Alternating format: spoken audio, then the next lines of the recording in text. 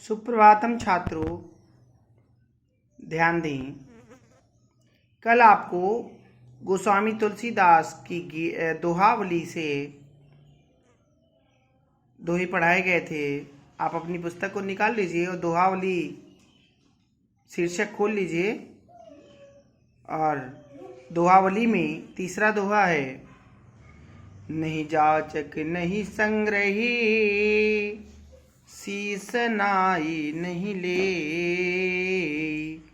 ऐसे मानी मांग नहीं, को बारिद बिनु दे। आप ध्यान दें, यहाँ गोस्वामी तुलसीदास जी कहते हैं कि चातक पक्षी अपने मुख से तो कुछ मांगता नहीं, और यदि कोई देता भी है तो आवश्यकता से अधिक ग्रहण भी नहीं करता।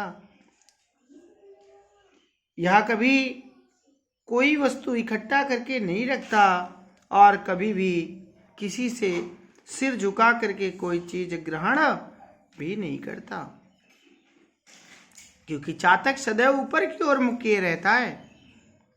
जब ऊपर से स्वाति नक्षत्र की बूंद गिरती है तो वह सीधी उसके मुख में पहुंच जाती है। ऐसे स्वाभिमानी चातक को बादल के बिना ऐसा कौन संसार में है जो कुछ दे सकता है। अर्थात अनंत जल से परिपूर्ण बादल ही उसकी मनोकामना को पूर्ण कर सकता है।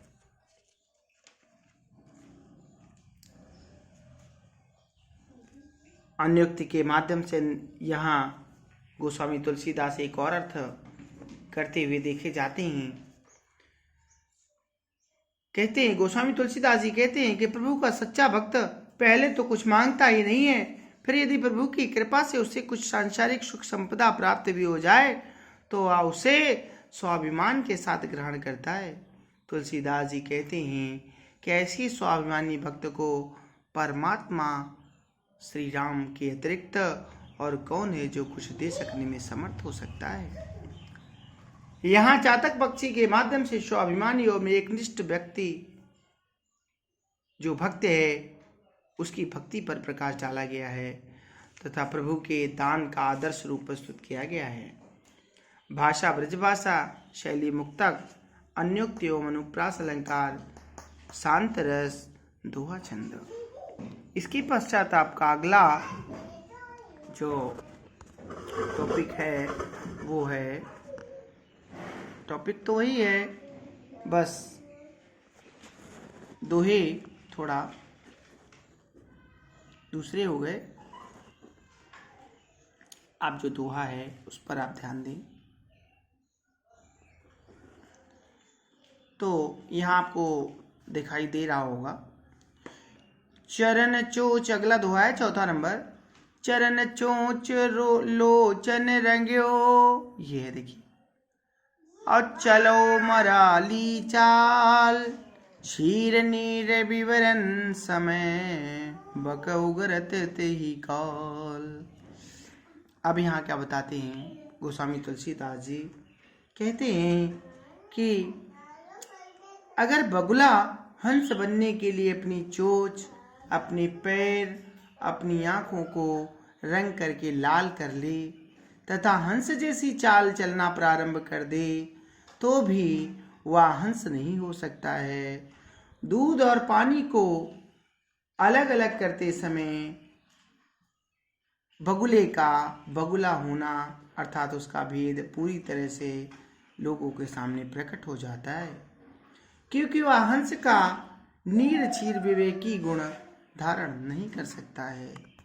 केवल संसार में हंस को ही यह गुण शक्ति मिली हुई है कि वह दूध और जल दोनों को बिल्कुल अलग कर सकता है। इसके अतिरिक्त संसार में और कोई ऐसा नहीं है।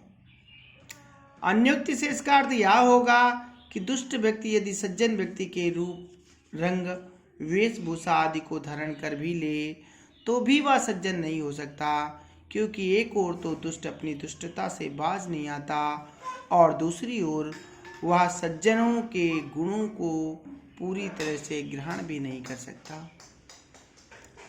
यहाँ तुलसीदास ने दुष्ट व्यक्ति के ऊपर से कितना भी प्रयास किया जाए उसके ऊपर, किंतु वह सज्जन दिखाई नहीं दे सकता, ऐसा बताया है। भाषा ब्रज भाषा है, शैली मुक्तक है, अलंकार अन्योक्ति और अनुप्रास है, शब्द शक्ति लक्षणा है, छंद दोहा। यहाँ एक भाव साम्य भी बनता है कि यहाँ कबीर दास जो संत कबीर कहे जाते हैं, उन्होंने एक दोहा लिखा है। साधु भया तो क्या भया, माला पहरी चार, बाहर बेस बनाइया, भीतर भरी भंगार। तो आप समझ सकते हैं कि किस प्रकार से गोस्वामी तुलसीदास जी आपको इस दोहे के माध्यम से क्या समझाना चाहते थे। अब आप अगले दोहे पर, पांचवें दोहे पर ध्यान दें। पांचवा दोहा आपको दिखाई दे रहा होगा। आपू आपू कह सब भलो, अपने कहे कोई कोई, तुलसी सब कहे जो भलो, सुजन सराही सोई। यहाँ को स्वामी तुलसीदास जी क्या कहते हैं? कहते हैं तुलसीदास जी कि अपने लिए तो सभी अच्छे होते हैं, भले होते हैं, और सभी अपने लिए भलाई का कार्य करते हैं, किंतु कुछ व्यक्ति ऐसे भी होते हैं जो स्वयं का भला करने के साथ ही परोक्ष रूप से दूसरे के लिए भी कार्य, अपने मित्र सगे संबंधियों के भी भले का कार्य करते हैं और उनके लिए सदैव तत्पर रहते हैं। तुलसीदास जी कहते हैं कि इनसे भी श्रेष्ठ वे व्यक्ति होते हैं जो सभी का भला करने की चेष्टा करते हैं, उनकी भलाई के कार्यों में संलग्न रहते हैं। इस प्रकार के व्यक्तियों को ही सज्जन व्यक्तियों के द्वारा सराहनीय समझा जाता है। सज्जन व्यक्तियों के द्वारा ऐसे व्यक्तियों की सराहना की जाती है। संसार में ऐसे व्यक्ति सर्वश्रेष्ठ होते हैं जो सभी में अच्छाई देखते हैं और सभी का भला करने के लिए तत्पर रहते हैं। यहाँ इसी बात को बताया गया है। भाषा ब्रजभाषा है, अलंकार अनुप्रास है, रस शांत है, गुण प्रसाद है, छंद दोहा है। तदुपरांत आपका एक और दोहा बताते हैं आज। गृह भेषज जल पवन पट, पाई कुजोग सुजोग, होई कुवस्तु सुवस्तु जग, लखई सुलक्षण लोग। ग्रह आप जानते होंगे, सभी को पता होता है कि ग्रह कितने हैं। औषध से तात्पर्य, भेषज से तात्पर्य औषधि, जल का मतलब है पानी, पवन वायु, पट वस्त्र, इन सब को यदि अच्छी संगति मिल जाए तो ये अच्छे हो जाते हैं, और यदि बुरी संगति मिल जाए तो ये और अधिक बुरे बन जाते हैं। इस रहस्य को अच्छे लक्षण वाले गुणवान व्यक्ति ही जान पाते हैं। इस लक्षण को,